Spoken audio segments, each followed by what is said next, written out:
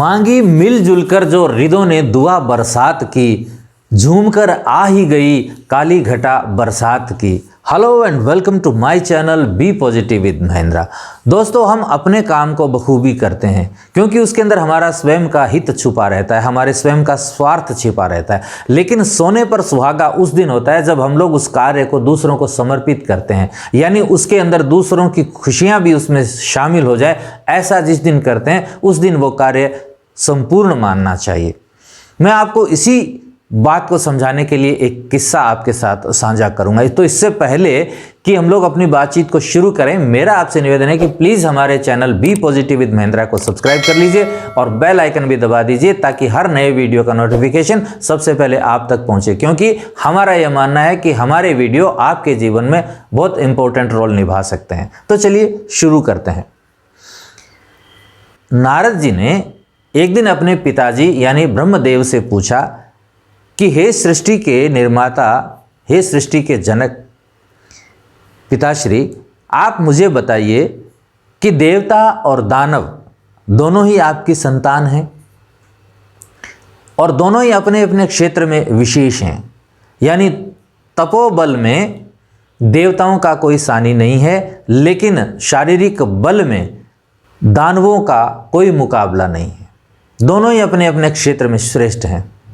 लेकिन आपने देवताओं को स्वर्गलोक दिया और दानवों को पाताल लोक दिया।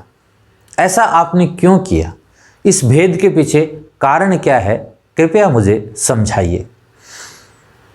तो मुस्कुराते हुए ब्रह्मदेव ने कहा कि हे नारद, एक दिन आप दोनों को अपने घर पर भोजन के लिए बुलाइए तो आपको आपका उत्तर मिल जाएगा।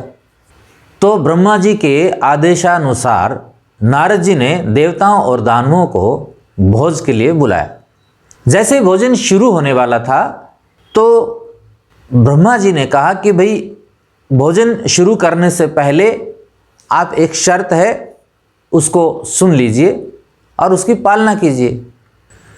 और शर्त यह है कि कोई भी व्यक्ति अपने हाथ को कोहनी से मोड़ेगा नहीं, यानी सीधा हाथ रख करके आपको भोजन ग्रहण करना है। अब दानवों ने तरह तरह से कोशिश की कि कैसे वो भोजन को लें। सीधा हाथ किया, उन्होंने भोजन को ऊंचा उछाला या कुछ और तरीका किया, लेकिन वो खाना खा नहीं पाए और खाली पेट वापस लौट गए, सारा कुछ तहस नहस भी कर गए। और जब देवताओं की बारी आई खाना खाने के लिए तो यही शर्त देवताओं के सामने भी रखी गई।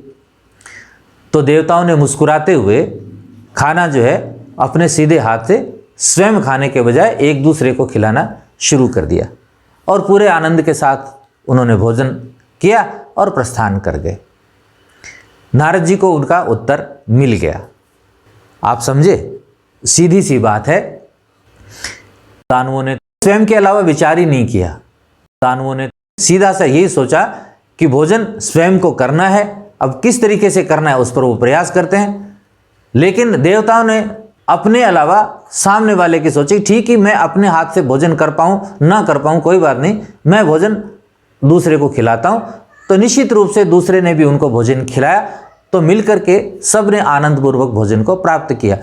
कहने का मतलब है, स्वयं के साथ साथ यदि हम किसी दूसरे के बारे में भी सोचें, यदि अपने से पहले दूसरे को प्राथमिकता दें तो पूरा समाज खुशहाल होगा, हम सबको भोजन प्राप्त होगा, यानी हम सबको खुशी प्राप्त होगी, आनंद प्राप्त होगा। तो अपनी सोच को समाज के लिए समर्पित करिए, अपने प्रयासों को समाज के लिए समाहित करिए, समाज को उसमें समाहित करिए, तो आपके लिए आनंद ही आनंद है। तो आज की कहानी का जो तात्पर्य है वो सिर्फ इतना ही कि स्वयं के लिए सोचिए, मगर साथ के साथ दूसरों के लिए भी सोचिए, उनके आनंद के लिए भी प्रयास करिए, तो आपका आनंद स्वाभाविक रूप से दुगना हो जाएगा।